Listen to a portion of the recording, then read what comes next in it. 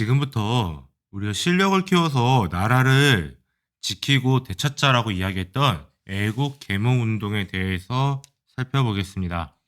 애국 계몽 운동은요, 먼저 을사늑약을 전후한 시기에 등장한 움직임인데요.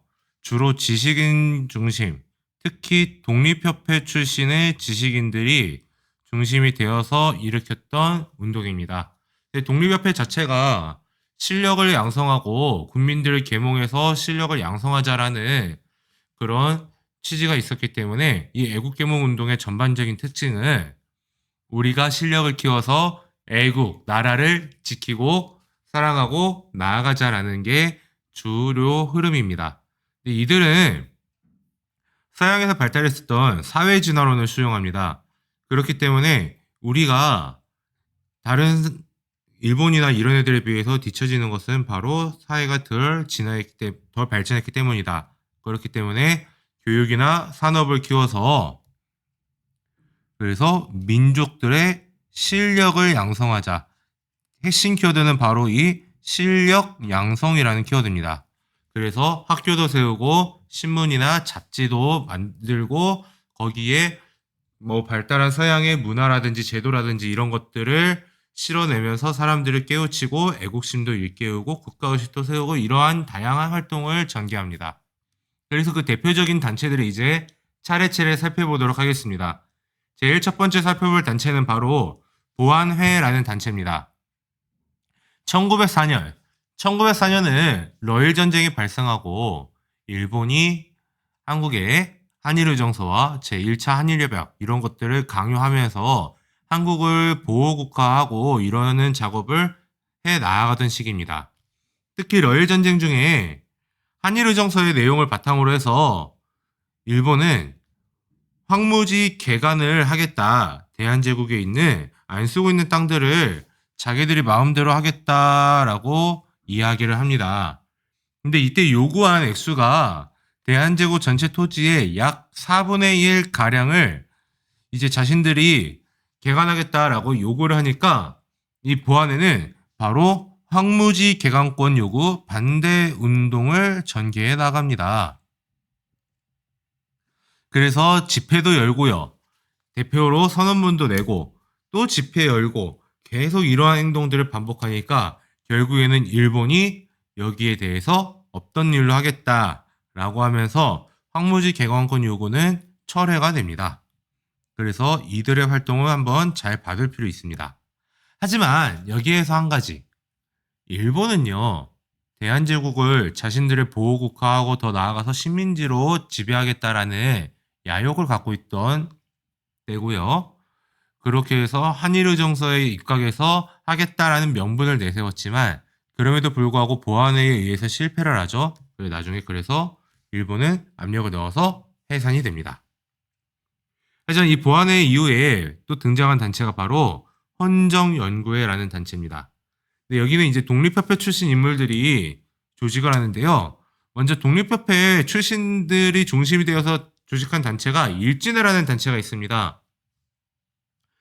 송병준이나 이용구 같은 인물들이 중심이 되어서 만들어진 단체인데요. 처음에는 그 독립협회처럼 민권운동을 주로 했던 단체입니다. 하지만 나중에는 친일단로 전환을 하면서 일본군 보호를 받았고 각지에서 구타, 감금, 살인 등의 여러 행위를 전개하고요. 또 이 일진회 같은 경우는 을사늑약이 체결될 때 을사늑약 체결을 지지합니다라는 선언서도 발표를 합니다. 그렇게 되다 보니까 나중에 가서는 완전한 친일로 갈아타게 되고 결국에는 한일 병합청원서까지도 내는 그런 대표적 친일 단체입니다. 근데 이 독립협회 출신의 인물들은요, 똑같이 독립협회 출신의 인물들이라고 해놓고서 타이틀을 달고 있던 일진회가 친일적 성향을 띠니까 자신들이 헌정연구회라는 또 다른 단체를 만듭니다. 근데 이 헌정연구회의 중요한 특징은 바로 입헌군주제를 도입하려 했다라는 데 있습니다. 입헌군주제는요, 헌법에 입각해서 왕이 통치하는 시스템을 입헌군주제라고 합니다. 그래서 헌정연구회 강령에도 나와 있듯이 제왕의 권위는 헌법에 정해진 바에 따라 존중해야 한다라고 이야기를 합니다. 그리고 정부의 명령은 법률 규칙에 정해진 바에 따라 복종해야 되고 국민의 권리는 법률에 정해진 바에 따라 자유로이 행사해야 한다라고 하면서 법률, 즉 헌법에 입각해서 왕이 통치하는 시스템을 이야기합니다. 근데 이 헌정연구회가 일산의학에 대해 반대 입장을 밝혀요. 그래서 이 지도부가 체포되면서 이 헌정연구회 활동도 중단이 됩니다. 근데 이 흐름을 또 이어받은 게 바로 대한자강회라는 단체입니다. 그런데 이 단체 또한 뭐 대표적으로 교육이나 산업을 통한 실력 양성을 이야기를 합니다. 그래서 보면은 이렇게 있죠. 대한자강회 취지문에 보면은 우리나라 독립은 자아강 스스로 강해지는 데 있다. 오늘날 우리 한국은 3천리 강토와 2천만 동포가 있으니 힘써 자강하여 단체가 합하면 부강한 전도를 발할 수 있고 국권을 능히 회복할 수 있을 것이다. 그래서 자강의 방도를 강구하려 할 거면 다른 데 있지 않고 교육을 키우고 산업을 일으키는 데 있다. 교육이 일어나지 않으면 백성들의 뜻이 열리지 않고 그 다음에 산업이 일어나지 않으면 국가가 부유해지지 않는다. 그래서 교육과 산업의 발달이 자강의 방도이다 라고 이야기를 합니다. 근데 더 나아가서 이 단체 또한 입헌군주제를 이야기하고 있는 모습을 볼 수가 있습니다. 근데 교육과 산업을 일으킨다. 이거는 결국에는 대종활동을 해야 되는 겁니다. 대중들한테 나아가서 그들의 이야기를 듣고 그들이 움직이게끔 해야 되는 거죠. 그래서 전국에 지회를 25개를 설치하고 매월 이렇게 대한자강회의 월보를 이렇게 간행을 하고요. 정기적으로 연설회도 개최합니다. 근데 앞에 헌정연구회가요. 을사늑약에 반대하면서 해산되었듯이 대한자강회도 고종의 강제퇴위를 반대하다가 해산이 됩니다. 그리고 대한자강회가 해산된 이후에 대한협회라는 단체도 등장합니다. 근데 이 또한 교육, 산업개발을 통해서 점진적으로 국권을 회복하자라고 이야기하는데 뭐 사실 대한자강회랑 거의 비슷합니다. 근데 대한자강회와의 차이점은요. 바로 정당정치론. 하나의 정당이 국가를 통치할 수 있다라는 이야기입니다. 근데 그 전에 대한자강회까지는요. 입헌군주제를 이야기했는데요. 이때부터는 정당정치, 입헌군주제 플러스 정당이 정치할 수 있다. 그래서 우리 대한협회는 하나의 정당이다라고 이야기를 합니다. 하지만 대한협회는 비판이 받을 수 있는데요. 대표적인 비판이 바로 일제 타협적이라는 거예요. 왜냐하면 이들은 우리가 약하기 때문에 사회 진화론은요. 약육강식의 논리를 이야기합니다. 약한 세력은 강한 세력한테 잡아먹힐 수밖에 없다. 그래서 강한 애가 약한 애를 지배하는 것은 정당하다. 약한 애가 강한 애한테 지배당하고 싶지 않으면 스스로 실력을 키워서 성장해야 된다라고 이야기하는 겁니다. 그러니까 이 대한협회는 사회진화론을 받아들여서 거기에 심취한 나머지 우리가 일본한테 약하기 때문에 통감 정치를 받는 것은 어쩔 수 없는 거다 라는 이야기를 하는 겁니다. 하지만 그럼에도 불구하고 일제는 이 단체는 친일단체가 아니라고 완전한 친일단체는 아니라고 판단한 것 같습니다. 그래서 일제가 한국 침략을 강화하면서 탄압을 더 심하게 하니까 이들의 활동은 크게 약화가 됩니다. 이 애국개몽운동 단체 중에서 가장 중요한 건 바로 이 신민회라는 단체가 가장 중요합니다. 이 단체는 안창호, 양기탁 선생이 만드는데요. 핵심 특징은 바로 비밀결사라는 데 있습니다. 비밀결사. 결사는 모여서 조직하는 걸 결사라고 이야기합니다. 근데 비밀스럽게 모여서 만들었다. 그러니까 이 단체는 앞에 단체들은 다 드러나가지고 일제 탄압을 받은 반면에 이 단체만큼은 겉으로 드러나지 않으니까 일제 탄압을 받지 않아도 되는 상황인 겁니다. 근데 이 단체의 특징은요. 바로 각계각층의 애국지사와 기독교계 그리고 실업계의 인물들이 참여합니다. 근데 이때도 좀 또 다른 특징 중 하나는요. 이들이 대부분 평안도 지역에서 활약을 하고 있던 사람들이라는 겁니다. 그래서 조선 왕조에서 소외받던 평안도 지역의 사람들이 중심이 되어서 일으킨 이 신민회는요, 전국적인 조직으로 성장을 하게 됩니다. 그래서 이들은 앞에 있던 애국계몽운동 단체들처럼 교육을 키우고 국민들을 계몽하고 산업을 진흥해야 된다라고 이야기를 하고 있습니다. 우리 신민의 결성 취지문을 한번 보면은요, 이렇게 이야기하죠. 백성의 풍습이 무지하고 부패하니 새로운 사상이 급하고 백성이 우매하니 신교육이 급하다. 새로운 사상이 급하고 신교육이 시급하다. 도덕의 타락으로 신윤리가 시급하고 문화의 쇠퇴로 신학술이 시급하며 실업이 취약함으로 신모범이 시급하고 정치의 부패로 신개혁이 시급함이라. 그래서 무릇 우리 대한인은 내외를 막론하고 통일 연합함으로써 그 진로를 정하고 독립자유로서 그 목적을 세우는 것이 신민회가 발언하는 바고 신민회가 품은 뜻이며 오직 새로운 정신을 환기하고 새로운 단체를 조직해서 신국가를 건설하는 것 뿐이다. 그래서 새로운 단체를 신민회를 조직해서 신국가를 건설하는 것 뿐이라고 이야기하고 있습니다.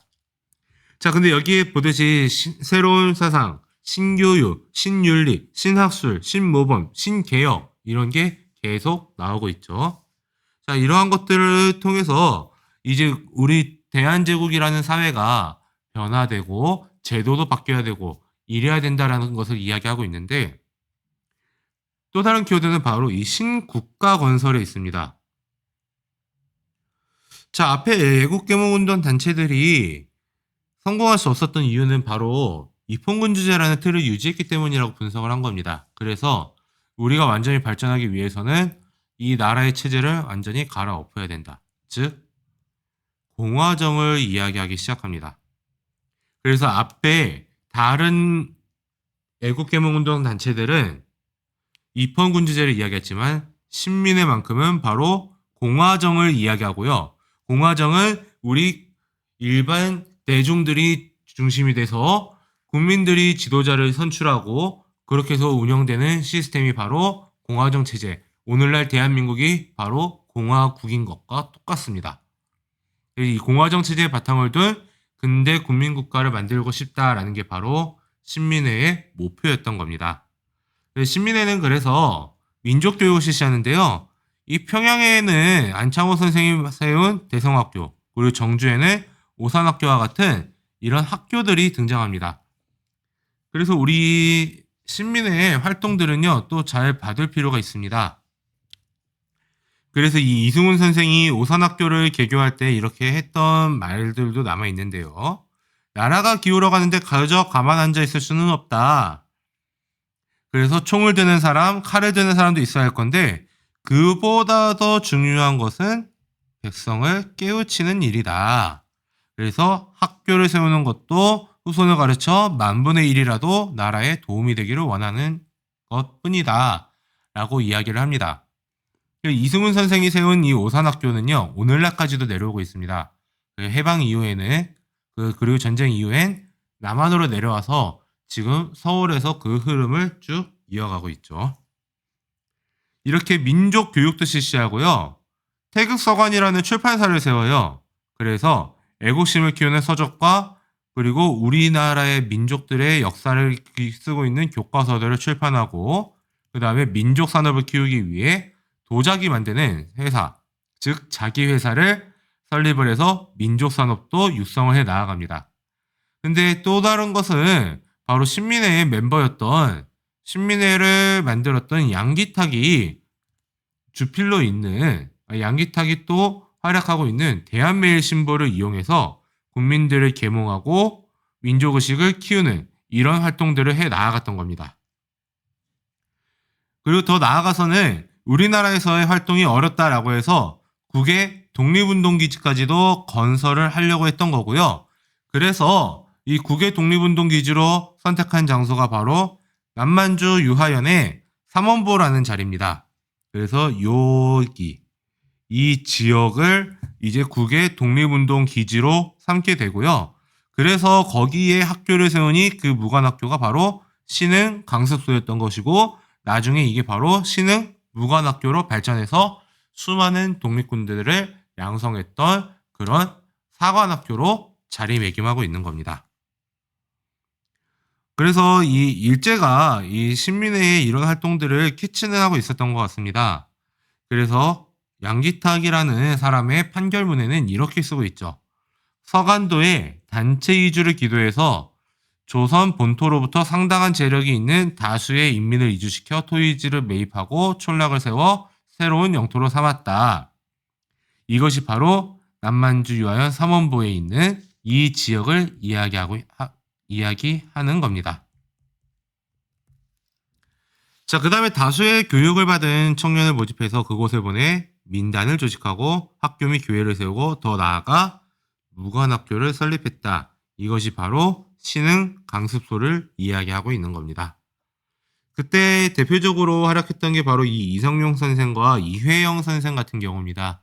특히 이회영 선생의 그 육형제는요, 당시 우리 한국에서 손에 꼽는 부자였음에도 불구하고 모든 가산을 다 처분한 다음에 이 지역으로 이동해서 독립운동을 나섰던 겁니다.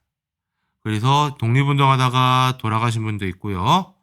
이 형제 중에 이시영 선생 같은 경우는 대한민국의 초대 부통령까지 되지만 그들이 식민지 전에 누렸던 그런 부와 그 다음에 식민지 시기에 독립운동하고 해방된 이후에 누렸던 것들을 비교해 봤을 때는요, 정말 천차만별이었던 겁니다. 자, 이렇게 신민회는 비밀결사로 활동하지만 일제가 이 신민회의 움직임을 캐치합니다. 그래서 1911년에 배고인 사건이라는 사건을 조작을 합니다. 요지는 당시에 이 조선 총독이었던 데라우치 마사케를 암살하려 했다라는 그런 죄명을 뒤집어 씌워서 신민회의 핵심 인물 105인을 체포한 사건인데요. 물론 이 중에 유죄를 명확하게 유죄라고 판결 내린 사람들이 거의 없습니다. 근데 이거는 무조건 조작된 사건이니까 어쩔 수가 없죠. 그래서 어쨌든 105인 사건으로 와해가 되고 이후에는 바로 해외에서 혹은 국내에서 활발하게 민족운동을 전개하는 모습을 볼 수가 있습니다. 자, 이렇게 주요 애국개몽운동 단체들을 살펴봤습니다. 그 중에 가장 핵심은 바로 신민회였는데요.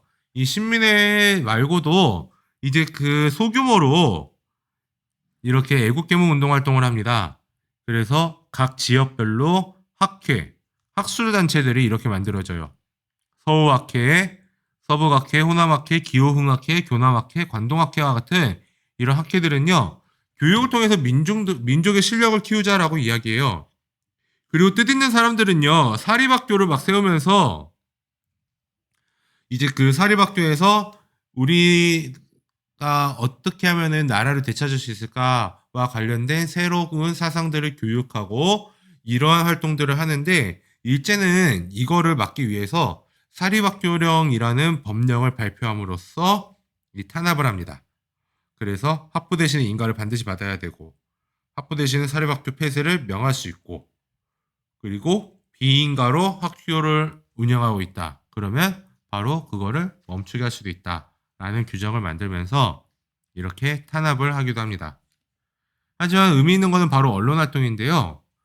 이제 을사늑약이 체결된 이후에 황성신문에서는 시일야 방송대국을 게재함으로써 강하게 저항을 하지만 이 시기에 애국개몽운동과 관련해서 가장 의미 있는 신문은 바로 이 대한매일신보입니다. 일제가 언론 탄압을 합니다. 하지만 이 대한매일신보에 대해서는 언론 탄압을 못하는데요. 이 대한매일신보는 실제 운영은 양기탁이 하지만 설립자는 영국인이었던 베델입니다.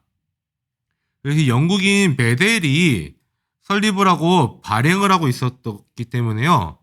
이 신문은 다른 신문들과는 다르게 일제의 침략 행위를 적극적으로 비판할 수 있었던 겁니다. 왜냐면은 그 대한매일신보를 일제가 탄압을 못하는 이유는요. 일단은 영국은 일본과 동맹국입니다. 근데 이 대한매일신보를 탄압하기 위해서는 이 대한매일신보에다가 가짜로라도 죄명을 씌워야 되는데, 그럴 경우에는 동맹국의 사람이었던 영국인 베델을 체포해야 되는 상황입니다. 근데 명분이 없는 체포는 외교 관계에서 심각한 외교 문제를 불러올 수 있고요.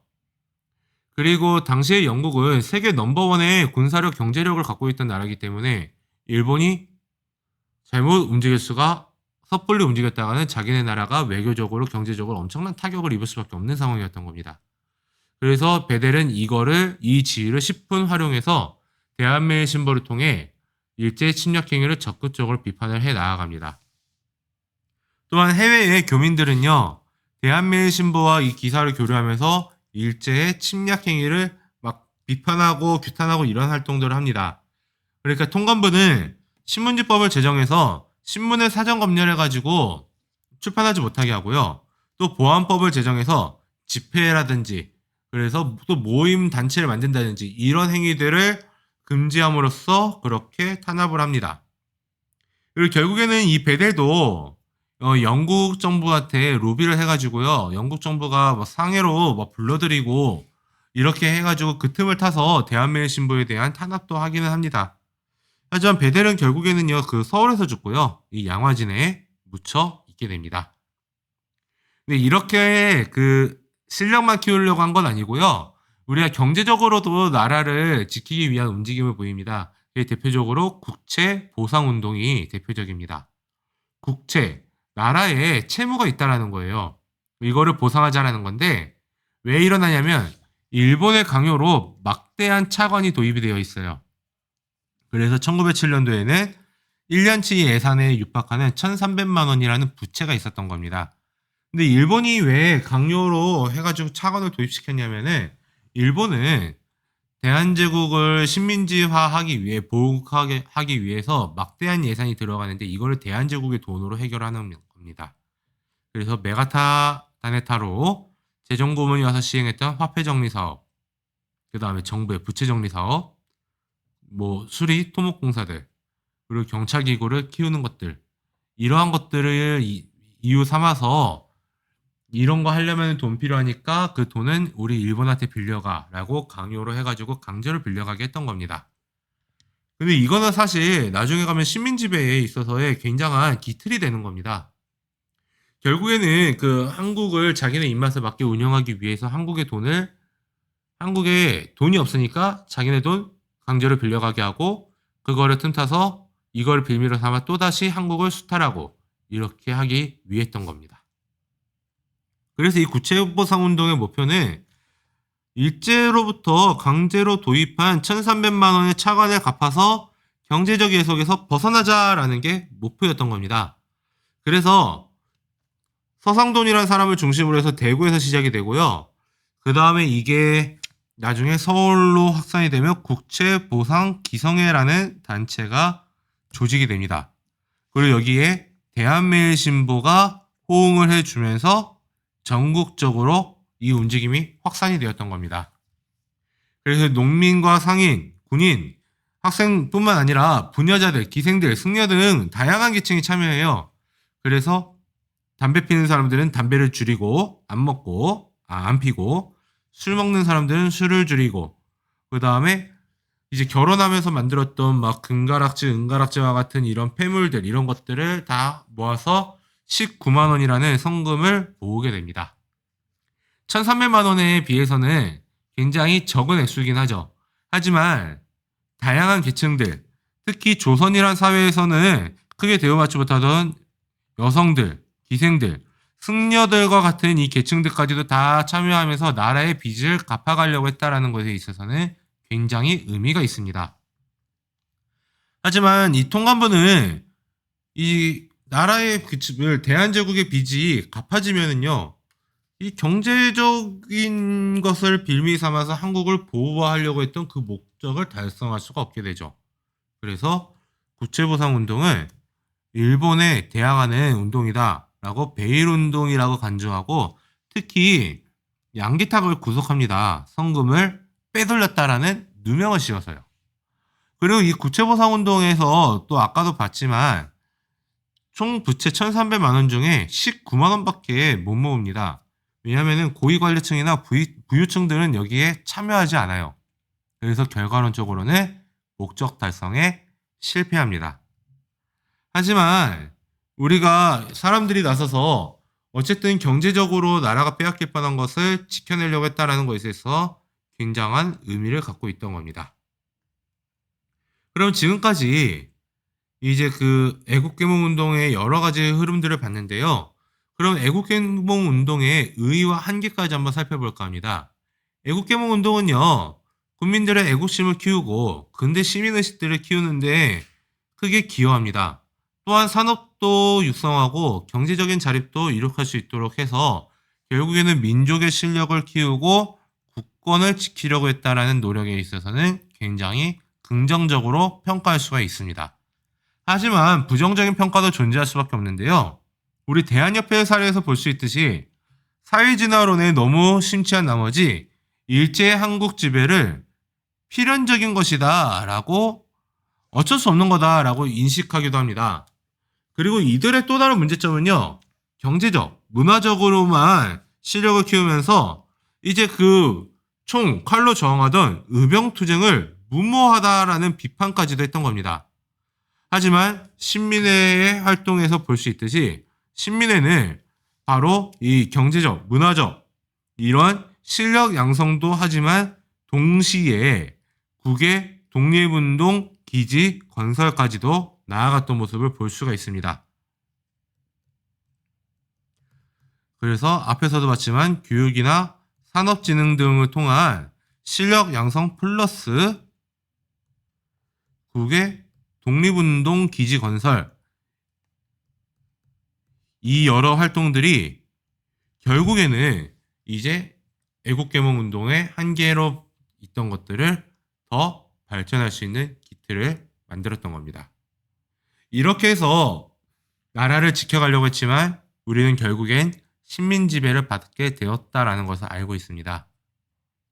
하지만 이것이 발판이 되었기 때문에 식민지 시기에 독립운동을 할 수 있었던 거고 그 독립운동을 꾸준히 해 나아갔기 때문에 우리가 일제가 패망한 이후에 해방되고 나서도 나라를 다시 세우고 오늘날까지 세계에서 손에 꼽는 선진국으로 더 성장할 수 있었던 겁니다.